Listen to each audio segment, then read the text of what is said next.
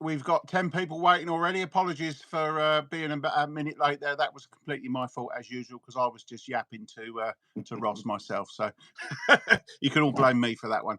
Anyway, I think we better start off with what's new since last time. If you'll allow me to go first, I'll get things off my chest. Fire So, away. what have we achieved this last month? So I can let you know that in about a month's time, SU are going to produce 2 new rebuild kits for me, so they're available for other people to use or to purchase.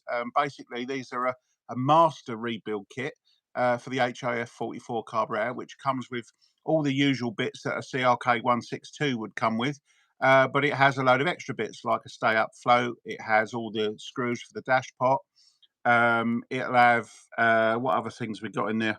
A new damper. It comes with a choice of spring and needle. So when you want to rebuild your carb, you can order that and get the whole lot to get the thing rebuilt with all the spindle bushes and everything straight off of SU. So that's excellent. And secondly, we've also agreed that we're going to do an HS4 version, okay, for the wax jet carb. So that is along the similar lines. It has new dampers, springs, all the bits that I normally fit to the HS4. So yeah, you will be able to buy stuff and be able to build a carb the same as what I do, which is fantastic. So the reason why this is happening is because people around the world don't always have access to the bits like myself and Ross do, with loads of stuff that we got still lying around in the UK. So people, need to be able to buy this stuff new. So I'll try to put those into complete rebuild kits and make them available for people. So that's exciting. They're going to be. I won't say the part numbers yet because I don't want you to start ringing them up and asking for the part numbers and all the rest of it because they're not ready yet. But this has only been done today, so this is hot off the press. So I'm working forward and getting this sorted out. I think the other thing that's been done in the last month, which Ross is very kindly going to test for me, is the first of its kind, which is the ACDodd rebuilt HS4 carburettor that features full throttle shaft seals. So this has seals to completely seal the shaft from the atmosphere. So this thing will run really good emissions and hold a nice steady fueling, especially when it's idling. So yeah, that's exciting. But obviously, I don't want to release that yet because if there's something wrong with the seals and a throttle jam's open, that's a bad thing. So before we let this loose on the public, Ross is going to very kindly test it for me so that we make sure that this thing works properly and we haven't got any unsuspecting issues like when the temperature changes, the shaft jams up and all this sort of stuff. So, or the seals dry out and it seizes the shaft and whatever. So I can only thank Ross for that, and I just want to let people know that without people like Ross, I'm stuck because I need people like Ross that can actually put these things out on customers' cars and test them in the real world. So despite what some people think, I don't just go, yeah, it's ready. I test stuff a lot. So Ross was also significant in testing. He got a set of my rockers tested when I first made them, which was excellent. So yeah, as I say, indebted to him really for getting these things tested. So I think we did both in the end, didn't we? Didn't we? We did your 1.28s and your bushed ones, didn't we? You did, yeah. Absolutely. And I have to say they both worked, which is great. Not everything works first time, and sometimes you have to go back to the drawing board. But in that particular case, it worked, and I hope the SU will work as well. So yeah. So just before I ask Ross for his his information, so what's coming up for me? Well, IMM's not far now; it's getting pretty close. So I need to put a video together to tell people how to prepare their car. So I'll do that in the next few weeks. I'm also thinking about doing a video on economy because we need to sort of raise the knowledge a little bit about economy and having a decent tune and how that can affect your economy in good ways. So watch out for that coming. And before I steal the limelight and annoy everybody for talking, I think I better hand over to Ross now so he can get a look in. So over to you, Ross. What's been going on with you over the last month? Sound like a broken record, really, but much the same as usual. Yep. Work coming out of our ears. Unfortunately, we have lost a member of staff, so we are up against it a little bit. Really appreciate all our customers. If any of them are watching, thanks very much for your patience in this sort of period where we are really nose to the grindstone to try and catch up. We have got a couple of youngsters with us at the moment on trial. One of the youngsters is more sort of interested in the engineering side of things rather Even than better. the actual mechanics, Yep. which could be very good.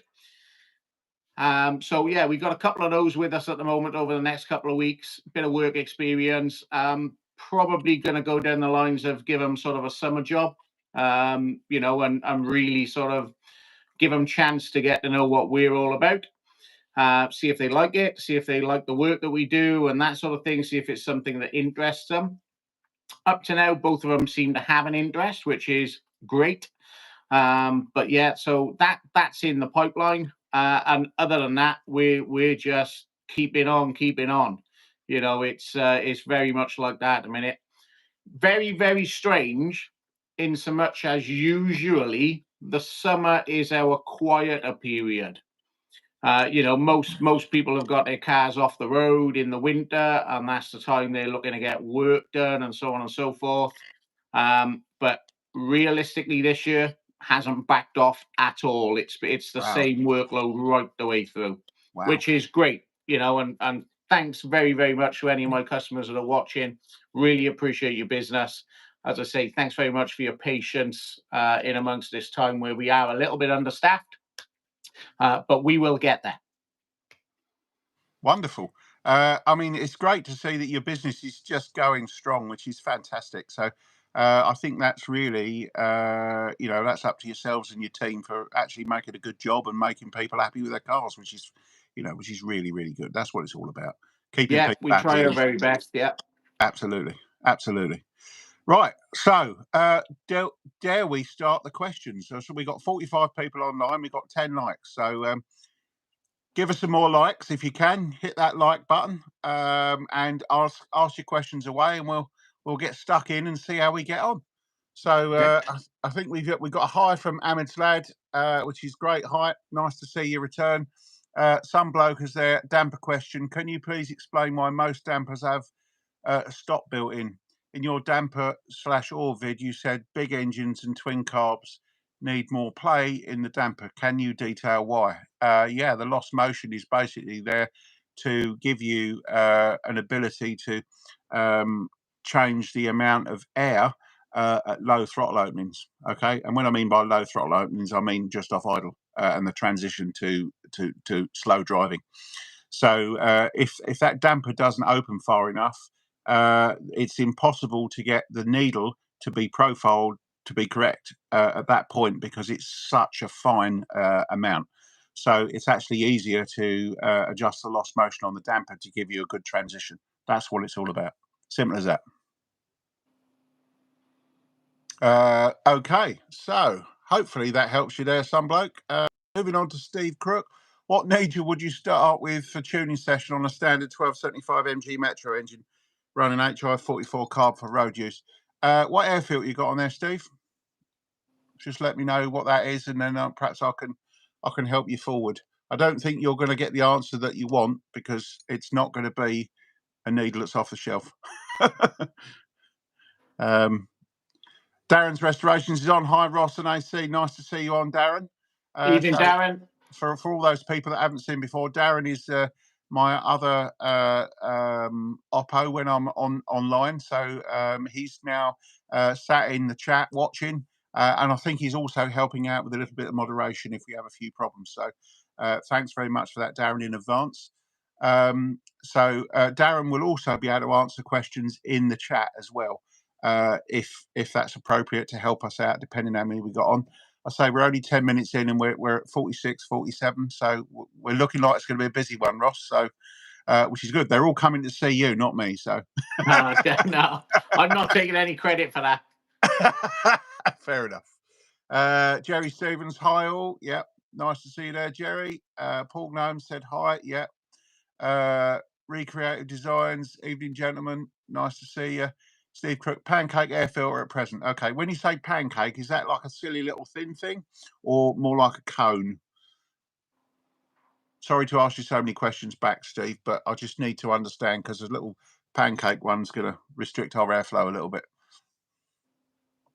We don't want restricted airflow. That's not good. No. While we're talking about that engine, the MG Metro engine, it comes from the factory with a red spring and a BDL needle. Now, normally, if that's an original carb that's not been rebuilt, put a new red spring in it. And I would suggest something like putting a BDR needle in, with the red spring. And then you will find that needle is probably too lean at part throttle. So in actual fact, there isn't really a needle off the shelf that's probably about right for that. So in reality, there's two ways of doing it. You can either put a BBA needle in, which will probably drive better, but it'll be too lean at full power, which is not good on an MG Metro because it's high compression. So I would go with a BDR needle, and it will probably need profiling. So to answer your question properly, nothing on the shelf is going to fuel that right, usually. All right. So you would either need the services of myself or, of course, Ross, because he's done the training. So he's able to do the same thing. And if you're anywhere near South Wales, then I advise you to contact him and book in. Although he might turn around and say he doesn't need the work right now because I know he's busy, but I'm sure he can help you out for a tune. Yeah, we definitely can. No problem there. All right, nice. Steve's come back with silly thin thing. Right, buy a decent cane in, right? Either like a cone unit for the carburettor, because the silly thin thing is gonna it's like having a cork in it, really. So so Darren's come back and said, how are the tunes going, Ross? Yeah, really good. No two are the same, that's for certain. It's exactly my point. Yeah. And this is the thing, is when you do the training, before you do the training, you think, oh, well, it'll be the same spec. It'll do this, it'll do that. And then what's Ross telling you? No. But you have to approach every single one as if you know nothing. And you've just got to work from scratch all the way through. Simple as that. I mean, Jerry's online, and Jerry has done a couple now with my supervision. Yeah. And I know he's kind of had his eyes open, so to speak.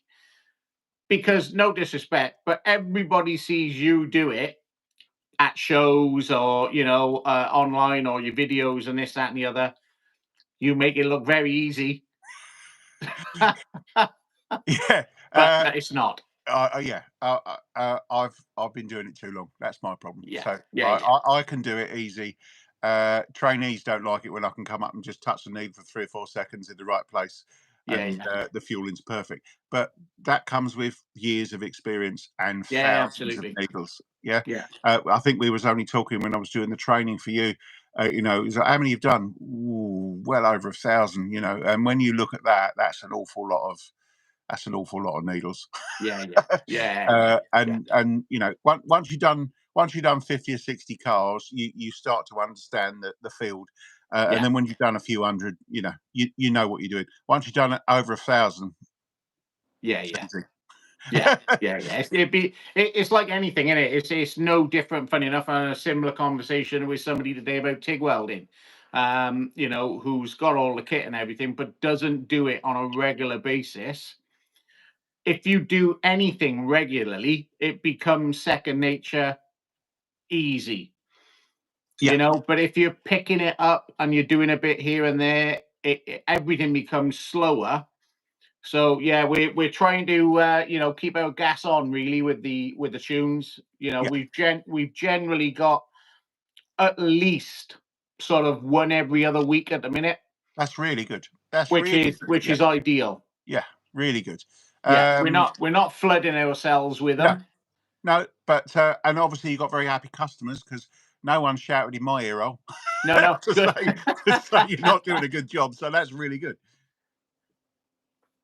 Okay, so let's have we got okay, so hopefully that gives you your answer you was looking for there, Darren. Rachel says, good evening all. Nice to see you again, Rachel. Thanks for coming online.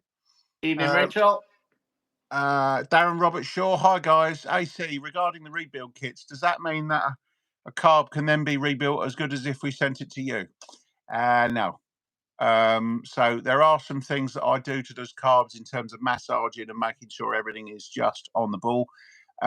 So what it means is if you use those rebuild kits, you have the same parts. Okay. That doesn't mean to say that those parts that I take out of that rebuild kit and put in the carb are exactly the same configuration as when they come out of the box. So they might need, I might have fiddled with the dampers, or I might have done some little tweaks to it, depending on how the carb comes when when I've assembled it and tested it with the oil and things like that. So it just means that you can buy the same parts in one box, which you couldn't do before, to build a carb that has the same parts as mine. It's not going to be exactly the same as mine, because each one of mine, and that's why there's zero tolerances, I go through every single one and make sure that they're all slick and everything. And that means every carb has slightly different work done to it to make it where I need it, if that makes sense. Recreative Designs had my Mini 30 tuned on a rolling road last year, and its BHP was increased, but sometime now I feel it lacks power between 50 and 60. I'm assuming that's miles per hour. Does that sound like it's needing an ACDodd tune? I would say that it's not right. Okay. So if you've got a flat spot anywhere after it's been tuned, then things aren't quite correct. Have you looked at your spark plugs since it's been done? Are they running black? Because as Ross will tell you, anybody that's tuned your car and you pull the plugs out and they're black, it's not good. Mm-hmm. So Steve Crook, what improvements does the LZX 2085 damper provide over the standard 1505 on a 44 carb? Do you know what?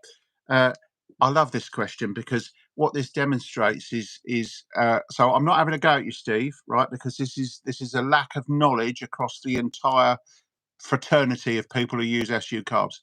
What you're sort of getting at there is that there is a distinct, step change between the two. Okay. The only step change between the two is the 2085 is generally a fast drop damper, okay? Whereas the 1505 will generally drop and sort of rise at a similar rate, if that makes sense. But the problem is, by asking that question, is you're assuming that the carbs are all the same, the bore that you put the piston in is all the same size and all this kind of thing. So it's a bit more difficult to answer than that. But the point is, if you put two dampers in the same carb, you will find the 2085 generally rises a little bit slower and drops a lot quicker, generally. Okay, so that's about as good as I can nail it down for you. Would you agree with that, Ross? 100%. Exactly as I just said. No two are the same. And the more you do, the more you get a feel for it, and you get to sort of see, when you read in the mixture and stuff like that, what these things need. And 9 times out of 10, a change of damper can make a difference. It's not always necessary. No. Yeah. And I know you had a little experiment with the lost motion, didn't you? And was quite surprised. I did, yeah. So anyway, just to let everybody know, I've got a video coming out this Friday, which is the next On the Road Tuning. It features 3 cars. It's called the Automatics, okay, because it's all 3 cars are automatic, and 2 of them have got the same engine with the same carburettor part number. And Ross is already smiling because he knows where I'm going to go with this one, because they were so far apart it almost hurt in terms of their requirements. I'll just let a little bit out of the bag. One needed 3-in-1 oil, the other needed 50 weight straight, yeah, and a damper. Strange, isn't it? Yeah, so but the reason why I'm telling you that is because it's pertinent to the conversation where Ross is saying, and this is not me telling him, he's finding this out from his own experience. They're all totally different, and that's the point. Okay, so what have we got here? Okay, Mario Alves says hi. Hi them, Mario. Darren Robert Shaw says cheers, AC. Guitar Rich evening. Needing some help with my Mini. Is there someone you recommend near Heathrow? Well, the only person I'd recommend around there is, depending on what you need, is probably down to Motor Engineering in Reading area. Yeah, Duck's Nest Farm. Go and look them up. I know they're very busy, probably a bit like Ross. But the point is, look up down to Motor Engineering and see if they can help you. Mario, hi guys, just to say hi. Heading to work in the meantime. Cheers from Portugal. Nice for you to drop in, so I appreciate that. Hi guys, for plug wire resistance, this is from Ian Past. How low can you go? Using 500 ohms per foot. Is this too low? Could even get 350 ohms per foot. Power spark about 1,000. I like about 1,000. All right. The lower you go, the noise is horrific. Electrical noise. So about 1,000 ohms per foot is about where I like to be. I don't know if Ross has got a view on it, but I certainly find that things around that, sort of 1 to 3k on a mini lead, depending on the length, is about where you need to be. I feel, but I don't know if Ross knows any different, or even if Darren has an opinion on that. But that's where I find I've got no hard testing facts. I just know that the engine gives good emissions, lights well, starts on the button, all that sort of good stuff in that sort of area. Then what about MagnaCore? Can be 6,000 ohms per foot, or other high resistance. Don't like any high resistance ones. No, keep it about 1 to 3. I find the engines run the best. And only use resistor plugs in injected cars or cars with ECUs, just to keep that noise down. Recreative design. When the tune was done, was following a new needle going in. It was following a new needle going in, as it had a RC40 exhaust fitted. Recently, I've had a new distributor coil, HT leads and spark plugs fitted, hoping to solve the flat spot. Okay, yeah. So I think what you need to do there is get it to someone that can monitor the fueling, and I think that's probably what you've got. It's probably a cruise or slash just going on to progression on the needle's not quite right. Okay. The other thing is with that as well is if you've had a new distributor, is the advance curve correct as well? Yeah, that is a good point. So I'm not going to argue with that. Obviously, if it's got the right advance at that point, if it's a distinct flat bit that it goes through 56, and then it's better on the other side, I would wager it's probably more fueling. But if it goes flat and stays flat, that could be an indication that you've got the advance curve's not right, or the ignition timing is not correct. Or could also be a cruise point. Maybe you've got your vacuum unit is not doing what it's used to, if that makes sense. So maybe check the vacuum as well. Okay. Tony Harmer 59 Ross. I asked AC rework on old engines. Do you train your guys on old engines before newer ones? That's an interesting question, Ross. In so much as what? In the engines that we're tuning, or the engines that we're rebuilding? If Yes. it's engines we're rebuilding, it's only me that does it anyway. Okay. Yeah. Okay. So I think, just reading between the lines here, train your guys. I think it might be talking about the tuning training as well. So I'll answer that one as well. Yeah. So we train the guys on customers' cars. That's how it is. They can be new engines or they can be old engines. The point is, when they're being trained, I'm there. So I'm making sure that nothing's happening to that engine. So if it's a brand new engine, I'll be, I actually like to give a student the opportunity to work with a brand new engine, but they need to do it in such a way that they're obviously not going to damage it. And that's, so I can do that. And that's why I have to be there for the training. Now, if I'm doing remote training, I'm still in control, because I tell the student what we need to do beforehand, so that we don't get in a situation where we're ball washing or doing anything silly to that new engine. So as Ross can tell you, because I've been looking over his shoulder while he's been doing the training to make sure things are right. Ross already came to the training with prior knowledge of how to set mixtures and stuff like that. So he'd been already doing his first starts on brand new engines. So that wasn't an issue. But when it comes to making sure that you do a first start properly and not ball wash the damn thing, Darren has done a recent one where he's had an MPI engine, and he's got some, some good experience there. So I do believe he's going to put a video out if he hasn't already done one, but maybe that'll be in due course. But that's a good idea for somebody who wants to know how to do that and not damage their engine, because we all know people who've done that and damaged their engines, do it, Ross, and they still. Oh yes, yeah. And it's easily done. I mean, where I'm very fortunate with building the engines and running them in the test bed and everything else is obviously I use all the same monitoring equipment as I do when I'm tuning. So you know exactly what you're looking at, and it's slightly easier doing a fresh startup because obviously you're very fixed. You are concentrating on that mixture and that timing at sort of 2,500 RPM. So it's a little bit easier. Yeah. And at that fixed point, it's quite easy just to adjust the mixture and just hold it, just on the lean side of stoic, and everything is tickety boo. So you're not doing any damage, which is fantastic. That's it. Yeah. Okay, so hopefully that helps you understand that, Tony. Steve and Sam, you guys are sounding a bit like Daleks. From my point of view, everything sounds sweet. So Ross sounds great.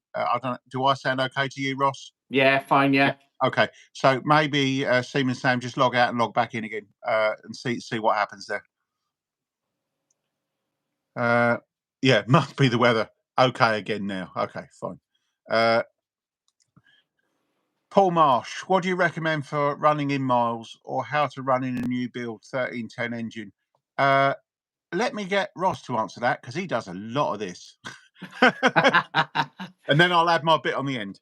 Well, 99% of our engines for running in go straight to the rolling road anyway. So once we've done all of our bit, so the install, head gasket settling, first startup, cam brake in, everything else, then we get it straight on the rolling road and it's bedded in on the rolling road.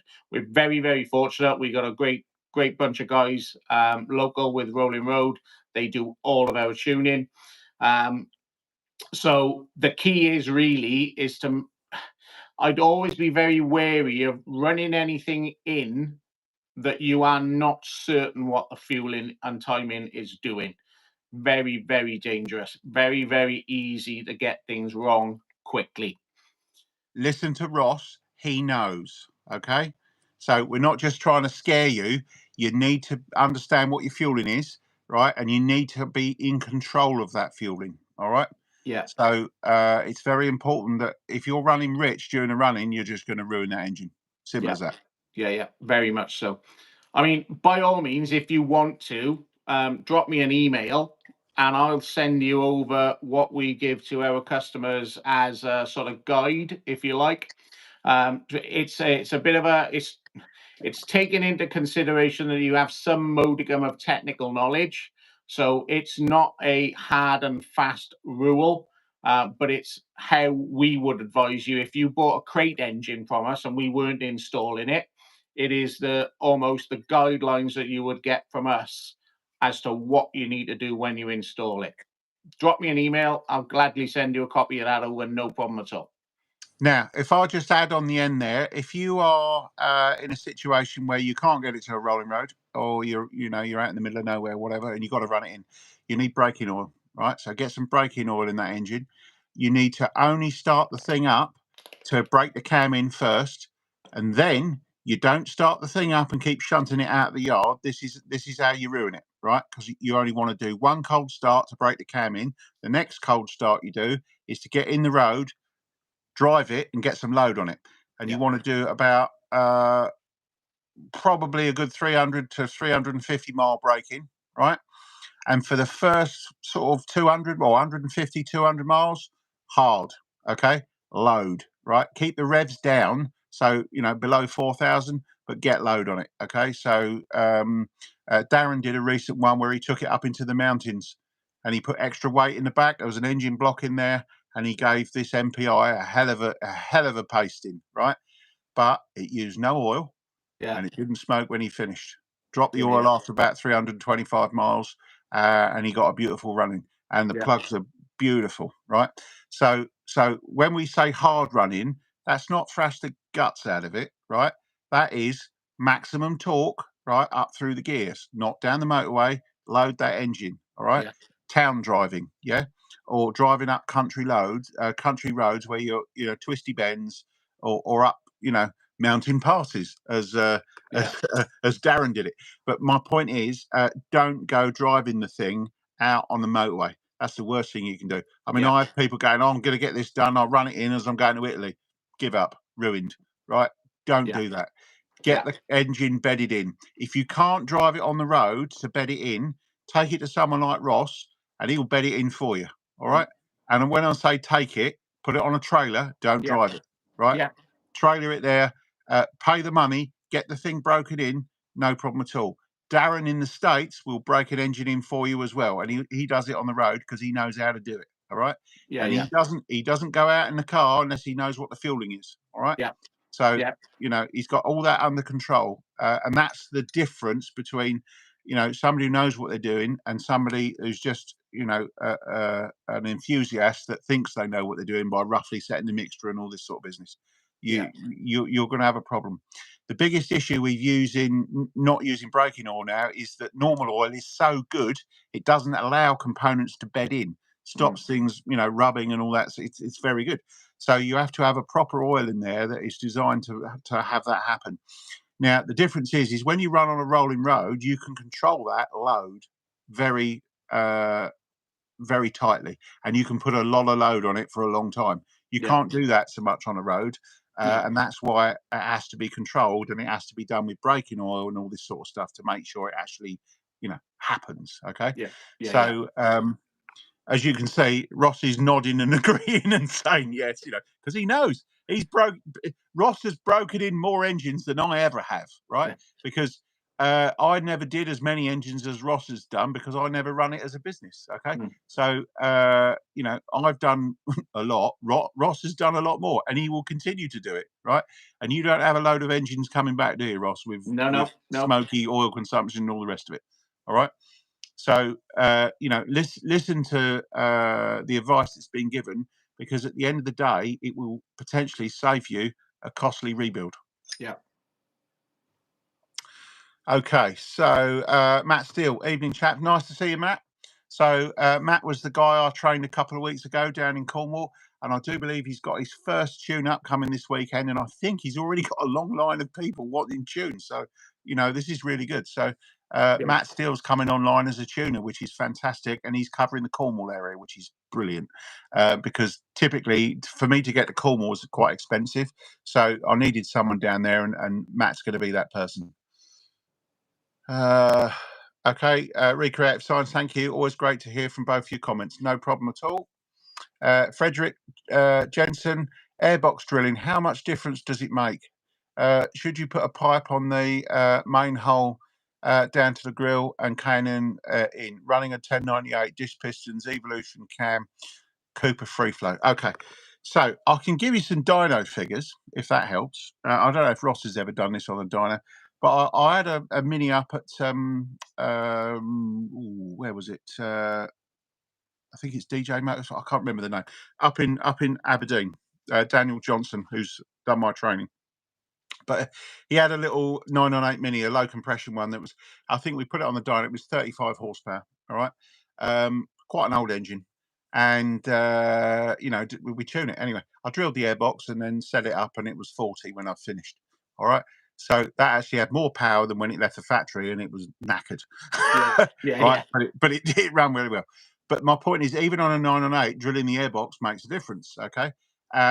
So when you get to, I did another experiment. Well, it was a tune actually, and it was a Sprite Mini with the Metro type airbox. The one that comes around the front.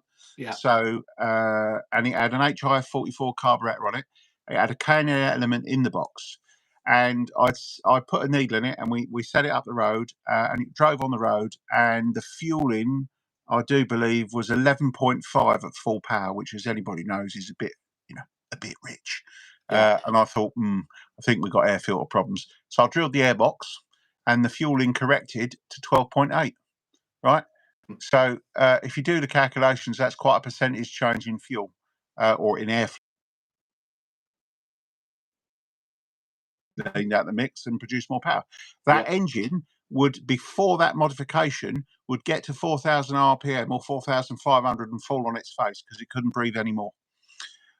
This engine had a modified cylinder head on it and 1.5 rockers with the standard cam. So typically that's about 75, 80 horsepower sort of area. And when I drilled the airbox and sent the owner back out in it, he went, this goes up to 5,500, no problem at all, right?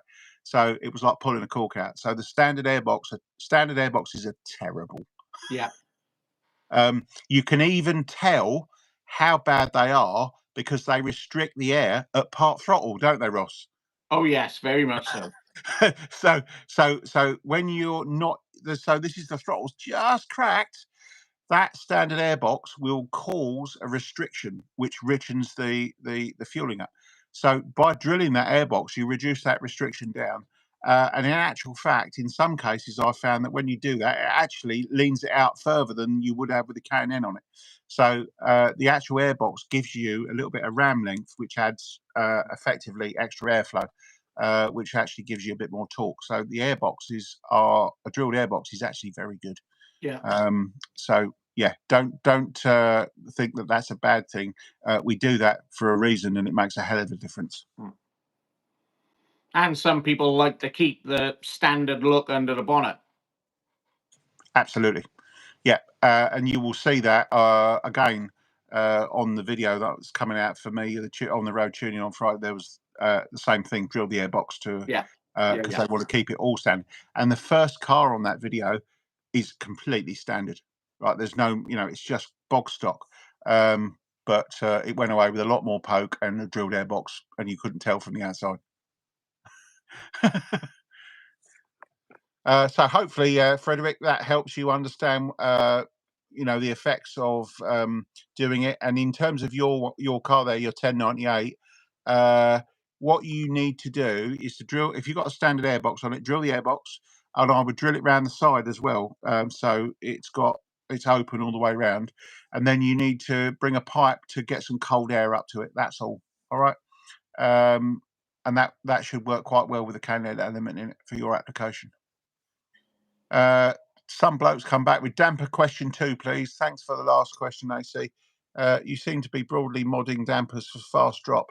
I run a lumbering 2.5 Land Rover, and your recommendation put in a slow drop damper. That's correct, because you've got a completely different application. You've got twice the engine size that all these mini people have. So unfortunately, if you put a fast drop damper in yours, all you're going to do is richen it up when you close the throttle. So you actually need to keep the piston up longer to keep the airflow going, to ventilate it without pulling off excess fuel from the jet. So that's why you would change that damper rate. The other thing is, in that big lumbering beast, you won't be doing race changes between gears. So a mini, you can go so fast through the gears, the piston won't drop fast enough to get to the right position, and you cause a flat spot between gear changes. That won't happen in a Land Rover. So that's why, there's a couple of reasons why you don't need that. All right. So just for everybody else's information, some bloke's a guy that has got a Land Rover, and he's got some interesting modifications, one of which he uses an electric HI-44 to shut the fuel off on overrun to get the fuel out. All right. So he knows a thing or two about SUs. All right. So he's just picking my brains there to try and understand exactly what's going on, which is what this is all about. All right. Darren's restorations. My engine test bed was an 80-mile mountain drive with 8 to 12% grades, and he did that four times, I think, wasn't it, Darren? Something like that. That was his breaking in. That car was beautiful when it was done. That's it. Did you say that was on an MPI? Yes. Yeah. Some blokes come back continue. Why do mini engines agreed relatively small not want slow drop too? As fact, I think I just answered that one. Surely must create running rich. No, because they're not pulling as hard, because it's all to do with the air demand when you close the throttle. Okay, little air demand, not pulling off any fuel out of the jet. That's why. So it's totally different application. You've got twice as much pull going on that when you close the throttle than you would have on a mini engine. It's all to do with capacity. Basically, your carb's too small. Some bloke, engine size changes some of this. Yeah, okay, right. Without carb damper, speed, bogging engine, etc. Yeah, absolutely. It changed. In fact, just to reiterate what I just said, it changes the whole world. Totally different. Steve Crook, Berlin's website just offers a single SU damper oil, SAE grade 20 type. Where do you source alternative grades in small quantities? Okay. So, I mean, you've had to do this. Ross, do you want to answer where you got yours from? Well, luckily, because obviously we're a garage, we do day-to-day servicing on modern stuff as well, albeit not as much as we you would think we do. But we had a massive amount of overstocks of oil. What I would suggest is pop to your local garage and ask them if they've got any, because most of these modern cars take 3.8 liters of oil, or this, that, and the other. And there's so many different grades of it. You might find that if you go to your local garage and give them a few quid for their biscuit tin or something like that, or take a crate of beer with you, they'll allow you to just take some small bottles and fill them with 530, 1040, 020, 030, all that sort of thing. That's what I would do in the first instance. Failing that, just buy them in litres. Yeah. But obviously that does add up, because I think a litre of oil now is anywhere between 10 and 18 quid or something, depending on what you're buying.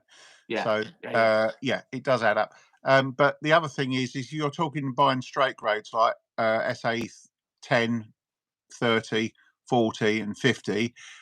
You won't be able to get that without buying a litre anyway, as far as I'm aware, because nobody sells anything smaller than that.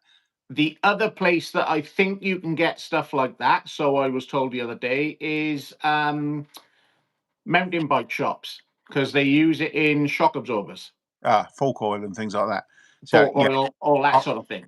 Yeah, okay. So I don't know what grades they have, but yeah, that is an option. But you just have to look at grades to see what they do. Yeah. But I would try your local garage or wherever you take your car for MOT, that sort of thing. Don't just rock up somewhere you don't know. But if you've got a relationship with your local garage, stick your head in the door. Bit of ATF, bit of gear oil, that sort of thing. I'm sure they'll be more than willing to sell you a dab.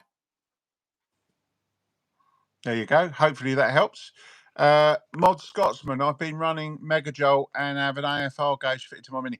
Standard 1275 late carb, but converted to MPI RadSap. It always seems to run hot and bog down on power, but AFR readings are good. Well, what's your timing? What map are you using? Yeah. What's your what vacuum you got? What part throttle ignition advance figures you got? So just because your AFR's right doesn't mean to say that the just saying after combustion that's what's coming out the back. If the combustion's not right, then it may be that your timing's wrong, and also your air fuel's wrong, because if you correct your timing, your air fuel will probably change anyway. So hopefully that helps you there, Mod Scotsman. I need a bit more information to get a bit deeper, but in reality, if your AFRs are right, you need to look elsewhere. All right.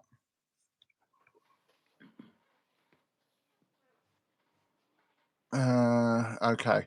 Martin Brown. Hi guys. I was amazed how quick ball wash can ruin an engine on the AC video. 250 miles. It's a lot quicker than that. Try 20 revolutions. Blink of an eye. Yeah. If you put too much fuel down it on a new engine, bad. Okay, but 250 miles is typical. Can happen less than that. I've seen it 30 or 40 miles ruined, right? Yeah. So, yeah. I think the worst candidate for things like that is somebody that's had an engine rebuild and they haven't had the other bits and pieces go with it. So carburettor hasn't been rebuilt, or they might have changed the specification of the engine during a rebuild and not done anything with the original needle, stuff like that. So yeah, it goes back to what I said earlier on. Really, no two are the same. So you could rebuild an engine to exactly the same specification as it was before rebuild. Virtually guarantee the carburetor and ignition settings will be wrong. Yep, absolutely.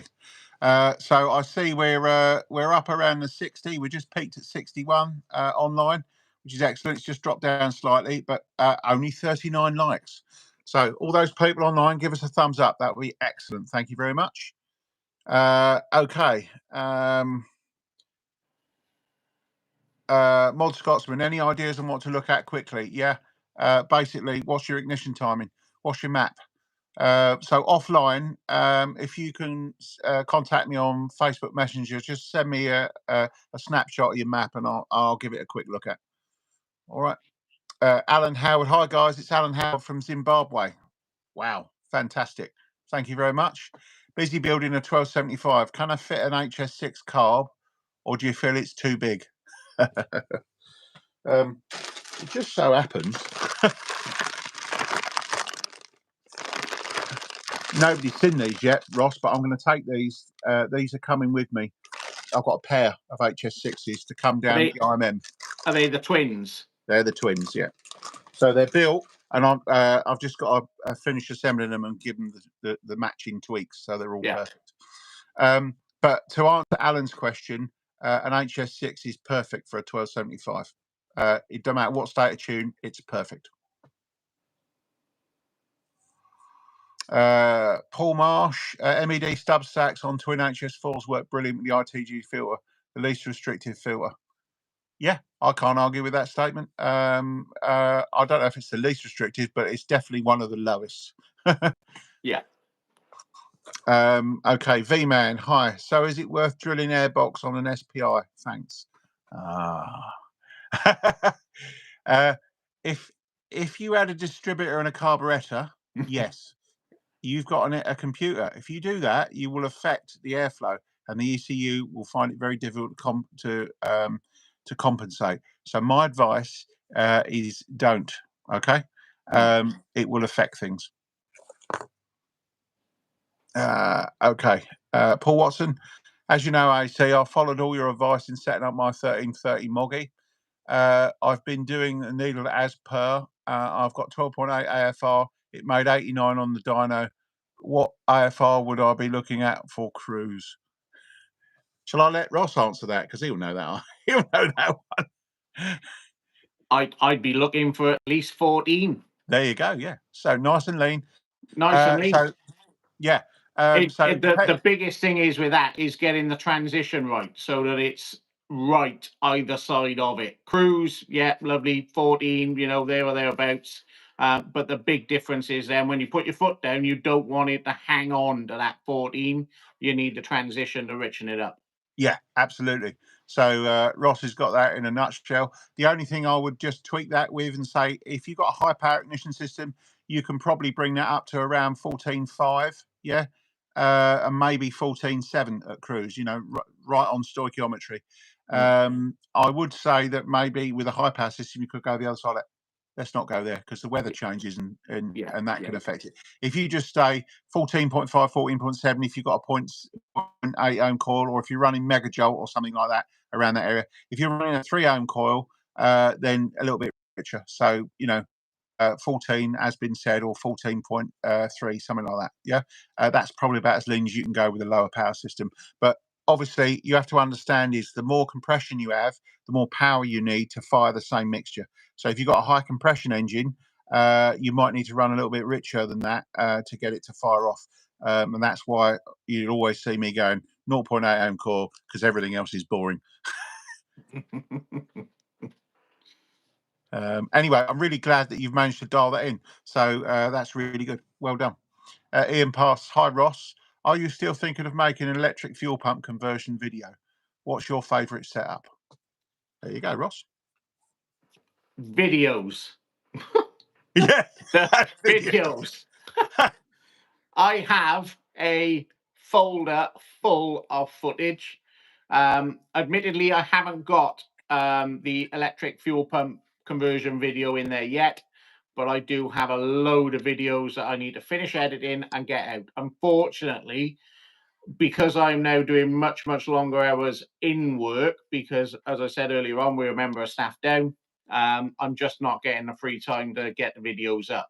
However, the electronic fuel pump video is coming because we have to do one on a car that we're installing an engine in very, very soon. So I will have the video itself. It might not come out on my channel for a good while because the amount of videos that I've got to get out is ridiculous, really. But I have gone two different ways with the fuel pumps. The unregulated webcon version that I've been using has proved really, really well. No problem at all. But I've now gone back to using, because it's a bit more easily available, the square facet. I think it's something like SS501 is the part number, the low pressure version, but you must use it with a regulator. Strong message there, and that, you know, I knock this one about a lot, but, you know, put a regulator on stuff. Put a regulator on stuff, because anything is better with a regulator on it. Okay, Yeah. so you have to remember HS carburetors need 1.5 psi and down, right? Particularly 1 to 1.25 is the sweet spot. The problem with pumps is you get an average pressure and then you get a peak pressure. Okay, and the peak pressure from a mechanical pump is higher than the needle valve is rated for.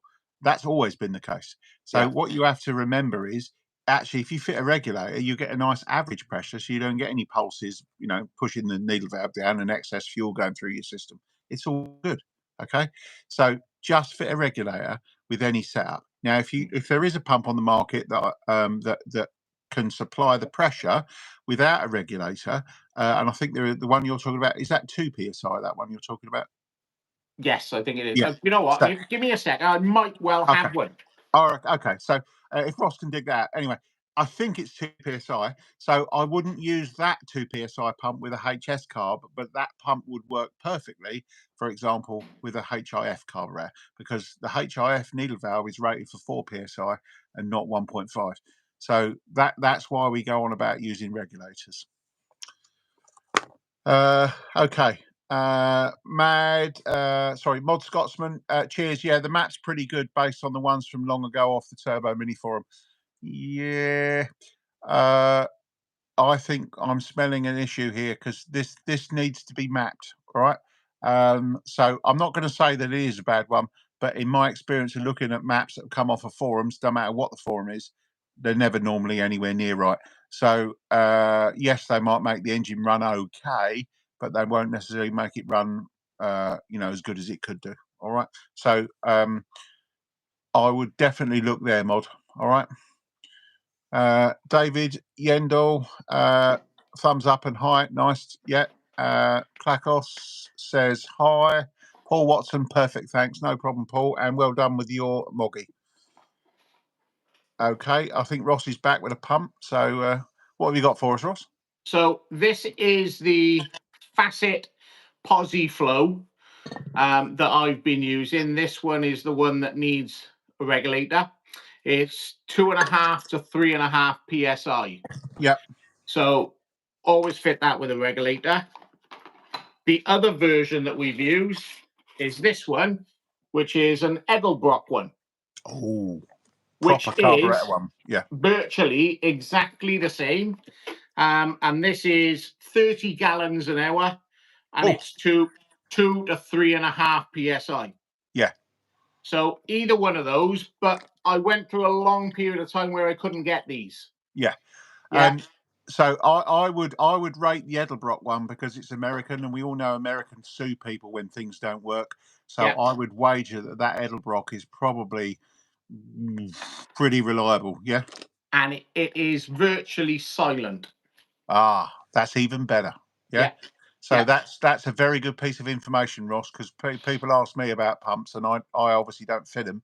So that Edelbrock pump sounds to me like an ideal pump for a Mini, because they make a lot of them make so much bloody noise, don't they? Yeah, exactly right. Yeah, and it's just down there. I don't know whether you can see that. So 17303 is the part number of it.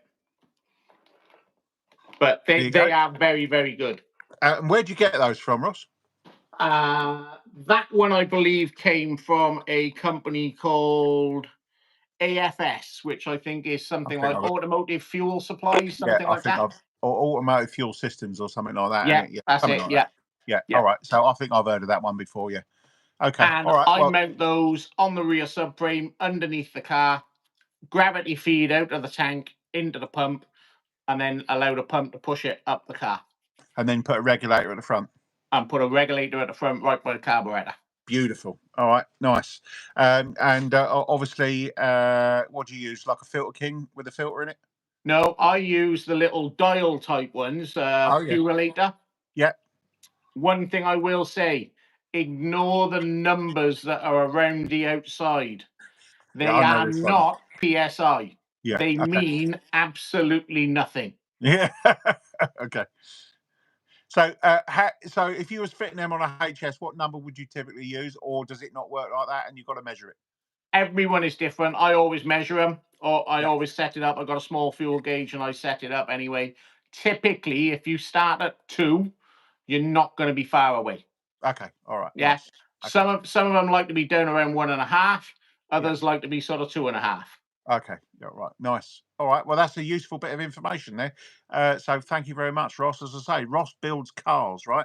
I don't build cars. I just tune stuff and make bits for Ross and other traders. Okay.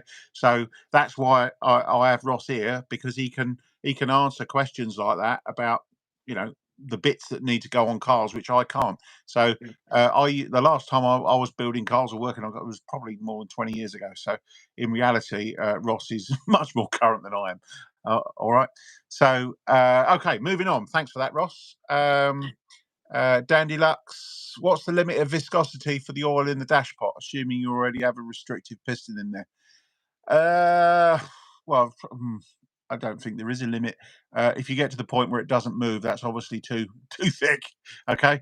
But to answer that question, I carry oil from 10 weight all the way up to 60 weight. Okay. I generally find 60 weight probably a bit thick. So 50 weight is typically the thickest that I would put into a carburettor. I think I've used it once, 60 weight, but the problem is it was so thick that it was affecting the drop rate. So at the end of the day, any more than 60 is probably pushing it, but that obviously depends on the fit of your piston, your damper in your piston. So yeah, effectively you can go too thick. A-Series engine, can you put a fuel regulator with a mechanical fuel pump? Yes, and please do, for the aforementioned reason. And the mechanical fuel pump has a higher peak pressure than the needle valves are rated for, so please do that. Yeah. Dan Hardy, evening, gents. Just on braking oil, is there a particular brand you would recommend? A couple I've looked at have zinc levels around 3,000. So I like the driven stuff. Yeah, that works well in everything. I just broke the engine in my Full Focus in November last year, which had a new crate engine in it, and that thing don't use a friggin' drop. It's beautiful. It's been in for an oil change today, funnily enough. But it's it's come out absolutely fantastic. No oil consumption at all. As I say, other people I know use the driven, and I got that recommendation from Keith Carver because I asked him, and he said use the driven stuff. It works a treat. And fantastic. But same here, yeah. I think it's BR50. Yeah, BR50. Yeah, thank you for that. Yeah. Okay, Dave Yendall, Ross's channel name, please. Thomas Classic and Modern. Simple. Simple as that. Yep. Has it got a handle name? Is it at Thomas Classic and Modern, something like that? Yeah, I think it is at Classic and Modern. Yeah. At Classic and Modern. Okay, so look that up, David, and hopefully you'll find it. Oh, there you go. Darren's just put it. Ross's channel is Thomas Classic and Modern. There you go. Cheers, Darren. Thank you, mate. Yeah, Dave Yendall, Tar Darren. Yeah, no problem. Paul Watson, listening to you speak about distributors ignition, how do you compare Power Spot Dizzy or going with crank trigger system that you can map? There is no comparison. No. Crank fired is always better. All right, it's as simple as that, because it's more accurate. All right. The only thing I will say about that is people who put the crank trigger on the damper, right? Not a plan, because the damper moves. Okay. There's a reason why the factory put it on the flywheel, and that's because it gives you an actual reading of the crank position. All right. So it's conveniently fitted to the front pulley, which is why they do it. A lot of OEMs they will put a disc on the crankshaft actually in the engine. All right. So it's protected, it's inside, it's not on a rubber mounted damper or anything like that. This rubber mounted business is aftermarket because it's easy. Okay. So the best systems are on the crankshaft. All right. Not easy to do on a Mini, and that's why they did it on the flywheel on the injection cars. But definitely distributorless system with a crank fired pickup is absolutely the best. Matt Newman, evening all. How much advance should I get from the vacuum advance current? How much advance should I get from the vacuum advance? Currently get about 15 at 1,000 RPM. Should this also remain the same throughout the rev range? Well, there are different advance units, and they give different amounts of advance depending on the application, and they also give different amounts of advance at different vacuums. So you're asking the question about one particular unit. I can't tell you any more about what you need without knowing a bit more about your engine. So if you used to tell us the camshaft, the engine size, all this sort of stuff, and then maybe I could help you a little bit more. But if you're getting 15 at 1,000, you're clearly, if this is a carb run, you're running a manifold vacuum, which is not ideal for emissions testing purposes. So you usually run a ported vacuum, so you don't get that amount of vacuum when you're idling. So you end up with less ignition advance and you get a much cleaner burn on the exhaust. And no, it doesn't affect performance. I don't know if you want to add anything to that at all, Ross. No, I think that's absolutely spot on. In all honesty, the only thing I would say about that is, do you actually mean that you've got 15 degrees with and without the vacuum connected at 1,000 RPM? Because obviously at 1,000 RPM, that's nothing. Yeah. So good spot there, Ross. So yeah, what is the advance without the vacuum fitted and with the vacuum fitted? And that'll give us an idea of really what's happening. Okay. Paul Watson, quick note on the Edelbrock pumps. I used one in my 400 horsepower V8. Pop failed in a year. Had to replace it. Yeah. Quite possible. How many have you fitted, Ross? Probably at least 12. How many have gone wrong? 1. There you go. 1 went wrong, and in all fairness, and this is where, if I buy a lot of my stuff from the same place. So obviously Mini Spares don't sell those units, so I can't buy them from them. But I sent it straight back to the guys at AFS, no question, no quibble, and they just sent me a new one. The only difficulty is with most of this stuff nowadays, they're sealed units, so you don't get a chance to find out what went wrong, if anything went wrong. Okay. So, Procast Foundry, do you have a website for your carbs? No. I haven't got time for a website. So, no, I don't. So, the way to contact me is via Facebook Messenger. I deliberately do that so nobody has my phone number, apart from people like Ross, people I know, because I'm far too busy. you know, Ross is the same. If I phone him, he never answers because he's always working because he's too bloody busy, right? And I in get fairness, that. that's got worse over the past couple of weeks. Yeah, right. So I have to throttle the contact. So that's why I deliberately make it difficult for people to contact me because I'm too busy. All right. So apologies for that, but that's the only way I can deal with the customers I've got. So it's Facebook Messenger. If you're not on Facebook, I'm sorry, but that's the only way I have to do it. Or, you know, obviously you can contact here. I did recently open up the chat on my channel, so you can leave messages on there. But in reality, if you want to speak to me, Facebook Messenger is the way forward. Okay.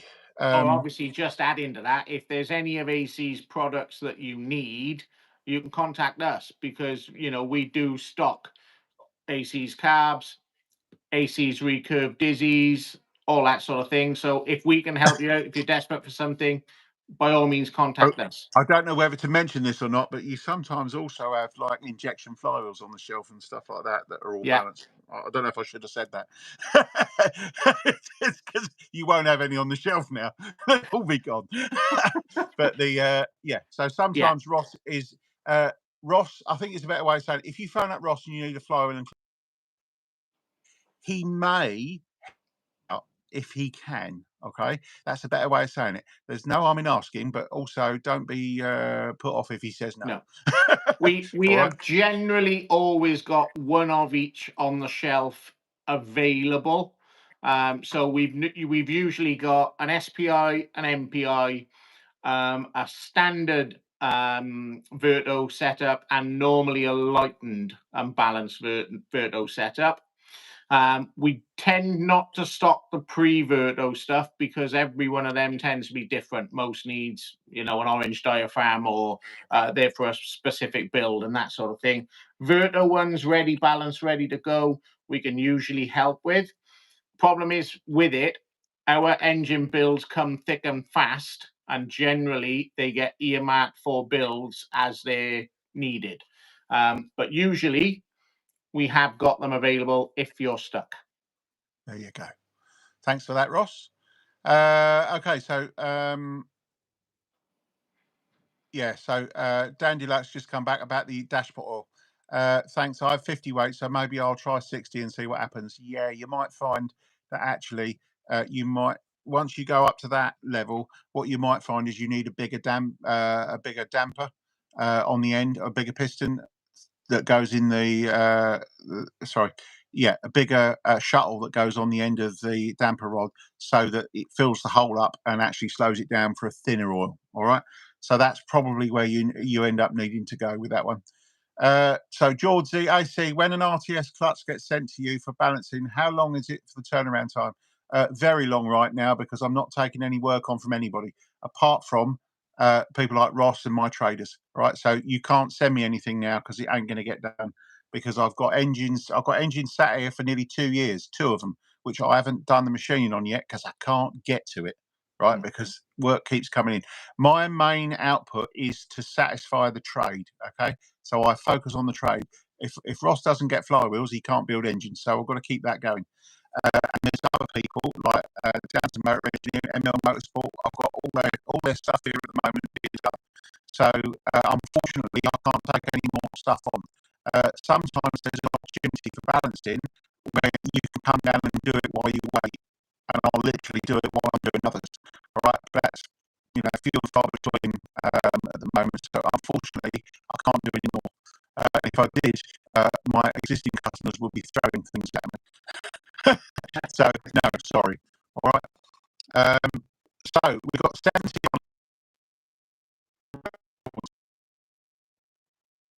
online. I also thank Ross because he's probably part of that as well, bringing extra people in, which is excellent. I did also increase the advertising this time, Ross. So I started advertising it earlier. I also advertised it wider. Okay. So I think this is showing that was possibly a good move. Okay, so what's the best place to run in a fresh engine? Okay, I think we already talked about that earlier, George. I tell you what I don't want to do. I don't want to start talking about that Perhaps if you watch the feedback after we finished, when it's up on YouTube, then you will see all the discussion we had earlier on, certainly in the first hour on running in an engine. So there's loads of information there. So not that I want to sort of blow off your question. That's not what it's about. But I want to make sure that everybody gets a chance to answer. We have already answered that one, and I think we lost, didn't we? Yeah, I think so. Yeah. Excellent. For some reason, I've gone offline.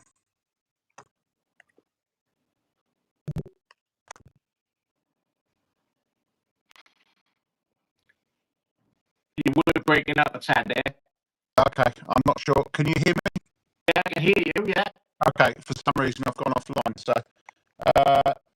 what I might do is I'm gonna finish the chat, and then we'll all log out and come back in again. All right? Okay. Okay. Back in a minute.